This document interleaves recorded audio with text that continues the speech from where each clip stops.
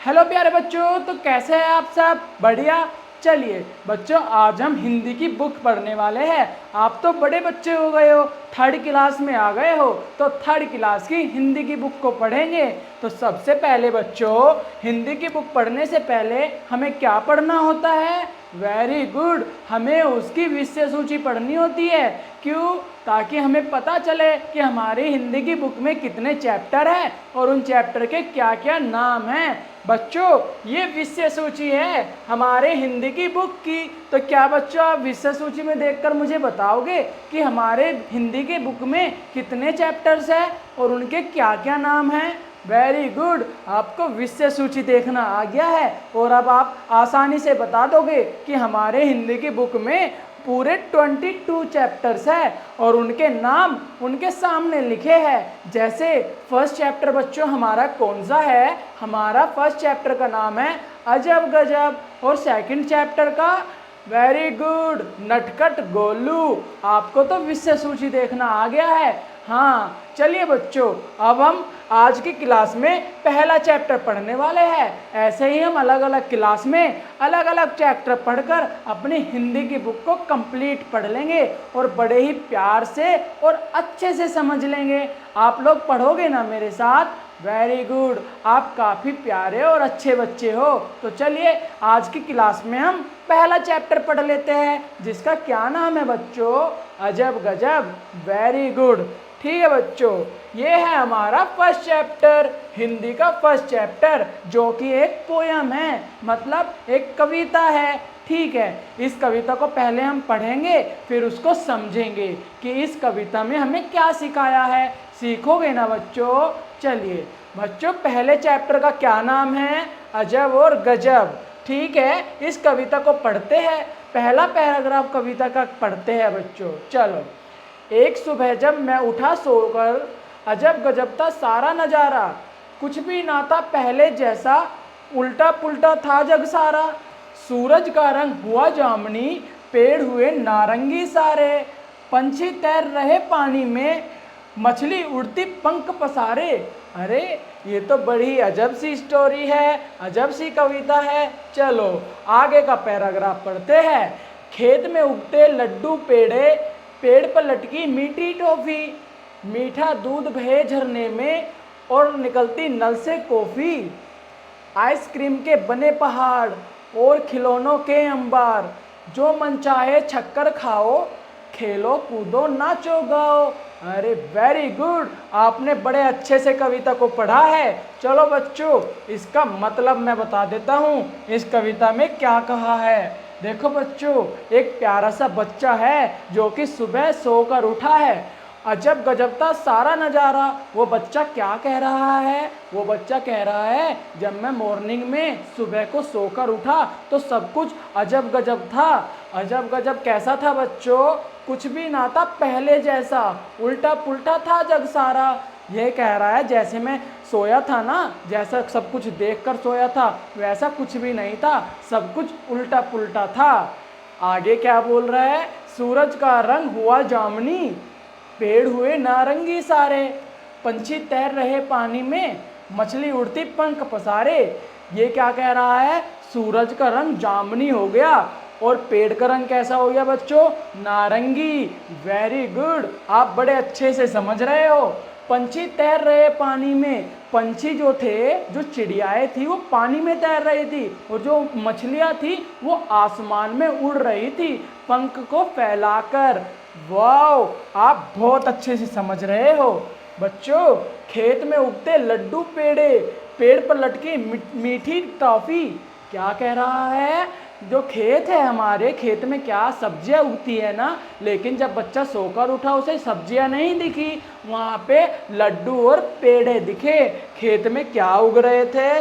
लड्डू और पेड़े। ये देखो, ये लड्डू है, ये पेड़े खेत में उग रहे थे। और पेड़ पर लटकी मीठी टॉफी, पेड़ पर क्या लटक रही थी? फल की जगह पे मीठी टॉफी लटक रही थी। और मीठा दूध बहे झरने में, निकलती नल से कॉफ़ी। इस पैराग्राफ में क्या कहा है बच्चों? जो झरना है जहाँ से पानी निकलता है वहाँ से पानी नहीं निकल रहा था, वहाँ से मीठा दूध निकल रहा था। और जहाँ नल होता है ना, और नल में से कॉफ़ी निकल रही थी। हाँ बच्चों, आप सही समझ रहे हो। Very good. आइसक्रीम के बने पहाड़ और खिलौनों के अंबार। बच्चों, जो पहाड़ थे ना वो आइसक्रीम के बन गए थे, और जो अंबर थे उसमें खिलौने थे। हाँ, जो मन चाहे शक्कर खाओ, खेलो कूदो नाचो गाओ। बच्चों, इसमें क्या कहा है? आपका जो भी मन कर रहा है ना, लड्डू खाने का मन कर रहा है लड्डू खाओ, आइसक्रीम खाने का मन कर रहा है आइसक्रीम खाओ, पेड़े खाने का मन कर रहा है पेड़े खाओ, खूब खेलो, खूब नाचो और गाओ। ये इस कविता में आपने बहुत अच्छे से समझ लिया कि इस कविता में क्या बताया है। सब कुछ अजब गजब हो रहा था, पहले जैसा कुछ भी नहीं था। वेरी गुड, आपने तो पहले चैप्टर की कविता बड़े आसानी से समझ ली। चलिए बच्चों, अब हम इसका अभ्यास करते हैं। आपको पता है हम अभ्यास किस लिए करते हैं? हाँ, ताकि हमें पता चल सके कि हमने इस कविता से कितना सीखा है, इस चैप्टर से कितना सीखा है। Very good. चलो बच्चों, अभ्यास करते हैं। बच्चों, इसमें कुछ शब्द दिए हुए हैं और उसकी ध्वनि वाले 2 शब्द लिखने हैं। जैसे यहाँ पर सोकर, गजब, काले, टॉफी, खूब। इसके जैसे ही 2 शब्द लिखने हैं, जैसे कि सोकर। सोकर हमें कैसा सुन रहा है? सोकर। इसके जैसे, मतलब जैसा हमें सोकर सुनाई पड़ रहा है ना, ऐसे 2 और शब्द लिखो अलग अलग, ताकि हमें वैसा ही स्वर सुनाई दे, वैसी ही ध्वनि सुनाई दे, जैसी ध्वनि हमें सोकर बोलने में सुनाई देती है। चलो बताओ, सोकर, इसके 2 शब्द बताओ बच्चों अलग। देखो, मैं आपको उदाहरण देता हूँ। जैसे ये सोकर है तो इसका एक और शब्द क्या होगा? रोकर। Very good. सोकर, रोकर। सोकर, रोकर, एक जैसा ध्वनि आ रही है ना, एक जैसा सुनाई में आ रहा है ना। Very good. तो ऐसे 2 शब्द लिखने हैं, सोकर, रोकर, और यहाँ पे रोकर लिखना है, और एक और शब्द लिखना है यहाँ पर खोकर।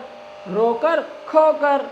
2 अलग अलग शब्द है ना, लेकिन ध्वनि हमें सुनाई कैसे पड़ रहे हैं? जैसे हम सोकर बोल रहे हो।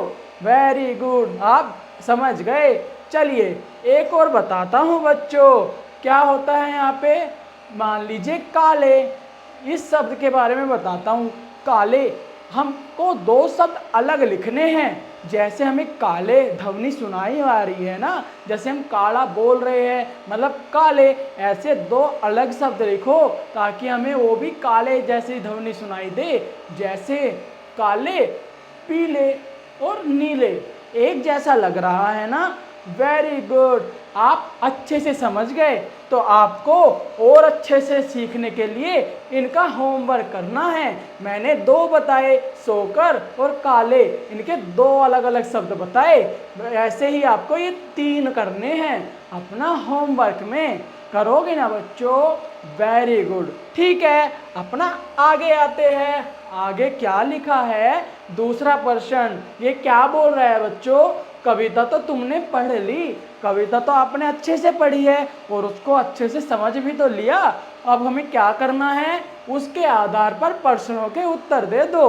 Very good. यहाँ पे हमें 4 प्रश्न पूछे गए हैं बच्चों कविता से। अब हमें उनका आंसर देना है। आपने कविता को अच्छे से सुना है ना, अच्छे से पढ़ा है ना? बिल्कुल। तो अब उनका जवाब देना है हम लोगों को। Very good. चलिए जवाब देते हैं बच्चों। पहला प्रश्न क्या पूछा है? पहला प्रश्न है, इस कविता का नाम अजब गजब क्यों रखा गया? आपको पता है इस कविता का नाम अजब गजब क्यों रखा गया? वेरी गुड, क्योंकि सब कुछ अजब गजब था इस कहानी में। बताओ, कभी पक्षियाँ हवा में उड़ती, कभी पक्षियाँ उसमें पानी में तैरती है क्या? नहीं ना। लेकिन कविता में क्या बताया हुआ है? कविता में कहा है कि पक्षियाँ नदी में तैर रही थी और मछलियाँ हवा में उड़ रही थी। ऐसा कभी होता है? नहीं होता ना। ये तो अजब गजब बात हुई। ऐसे ही एक और बात बताता हूँ। पहाड़ आइसक्रीम के थे, पहाड़ आइसक्रीम के थे, पेड़ों पर चॉकलेट और टॉफ़ी लटकी हुई थी। ऐसा कभी बच्चों हुआ है? नहीं होता है ना। फिर ये तो अजब गजब बात हुई, इसीलिए कविता का नाम क्या था, अजब गजब। बच्चों इसमें हमें क्या लिखना है, इसमें हमें लिखना है कि कविता का नाम अजब गजब इसलिए था ताकि वहाँ सब कुछ अजब गजब हो रहा था। वेरी गुड, आपने पहले का आंसर दे दिया है। अब दूसरा पढ़ते हैं, सूरज का रंग सचमुच नीला हो जाए तो क्या होगा। बताओ बच्चों, कविता में बताया था ना सूरज का रंग कैसा था, जामुनी था। तो प्रश्न में हमसे पूछा गया है अगर सूरज का रंग नीला हो जाए तो कैसा होगा। वेरी गुड, सब कुछ नीला नीला हो जाएगा। हाँ, वेरी गुड बच्चों। अब ये बताओ आइसक्रीम के पहाड़ किस रंग के थे, आइसक्रीम के पहाड़ किस रंग के थे, रंग बिरंगे। आपकी जो आइसक्रीम होती है वो कलरफुल होती है ना, कोई रेड कलर की होती है, कोई ऑरेंज कलर की होती है, या फिर कोई अलग अलग कलर की भी होती है। खाई है ना रंग बिरंगी कलरफुल आइसक्रीम। तो अगर पहाड़ आइसक्रीम के हो तो किस रंग के होंगे, कलरफुल रंग के होंगे, मतलब रंग बिरंगे रंग के। बहुत अच्छे बच्चों, चलो आगे करते हैं। यदि पेड़ पर टॉफियाँ लगने लगे तो तुम क्या करोगे बच्चों। ये तो बहुत इजी सा आंसर देना है इसका। अगर पेड़ पर सच में आइसक्रीम आ जाए या टॉफी आ जाए तो आप क्या करोगे। बहुत अच्छे, आप उनको खाओगे, वही इसमें लिख देना है। बहुत अच्छे बच्चों, आप बहुत अच्छे से आंसर दे रहे हो। चलो अब एक और बताइए, नल से केवल टॉफी ही निकले तो क्या होगा। नल से अगर टॉफियाँ निकलने लगे तो क्या होगा, फिर हमें पानी नहीं मिलेगा बच्चों। तो बहुत गलत हो जाएगा ना, पानी की कमी हो जाएगी, फिर हमें पानी नहीं मिलेगा अगर नल से सिर्फ टॉफियाँ निकलने लगे। वेरी गुड, आप तो बहुत समझदार हो गए हो बच्चों। चलिए अब हम तीसरा करते हैं। इस कविता का नाम बदलने को कहा जाए तो तुम इस कविता का नाम क्या रखोगे। बच्चों अगर अजब गजब कहाँ जो कविता है उसका नाम अगर बदलने के लिए हम आपको बोले तो आप क्या लिखोगे, सोचकर यहाँ पे जवाब लिख देना है आपको, अपनी सीट पर लिखोगे ना। Very good. चलो बच्चों अब एक और बताते हैं, जो हमारा फोर्थ क्वेश्चन है इसका आंसर देना है। बताओ पहले कि इसमें पूछा क्या हुआ है। इस कविता को कहानी या घटना के रूप में लिखो और चित्र भी बनाओ। ये तो सब आपको बड़े खेल खेल में करना है बच्चों। ये जो आपने कविता पढ़ी है ना, इसकी एक स्टोरी बनानी है, एक कहानी बनानी है। आप अपने मन से कुछ भी कहानी बना सकते हो, जैसे आपने कविता को समझा है ना उसमें आपको कहानी बनानी है। और आपको तो ड्राइंग करनी कितनी अच्छी लगती है, तो आपको उसका चित्र भी बनाना है बच्चों। Very good. चलो आगे देखते हैं। यदि तुम्हें एक अजब गजब दुनिया बनाने का मौका मिले तो तुम कैसी दुनिया बनाओगे। जैसे कि कविता में बताया है ना कि पहाड़ आइसक्रीम के थे, पेड़ों पर टॉफियाँ लगी थी, है ना, चॉकलेट लगी थी। तो आप ऐसी दुनिया अगर बनाना चाहो तो आप किस पर क्या लगाओगे, पहाड़ किस चीज़ के बनाओगे, और पेड़ों पे क्या लटकाओगे, और नल से क्या निकालोगे, और झरनों से कॉफ़ी बहाओगे या फिर पानी, बताइएगा आप ज़रूर, इसमें आपको लिखना है बच्चों। अरे आपने तो फर्स्ट चैप्टर की कविता और उसका अभ्यास बड़े आसानी से समझ लिया और कर लिया है। इसके नेक्स्ट क्लास में हम लोग क्या पढ़ेंगे, सेकंड चैप्टर। लेकिन इसको पढ़ने से पहले आपको फर्स्ट चैप्टर का होमवर्क कंप्लीट करना पड़ेगा। करोगे ना। Very good. तो ठीक है बच्चों, नेक्स्ट क्लास में मिलूँगा आपको सेकंड चैप्टर पढ़ाते हुए। उससे पहले आपको होमवर्क कंप्लीट कर लेना है, उसके बाद ही सेकंड चैप्टर पढ़ना है। ठीक है बच्चों, बाय बाय।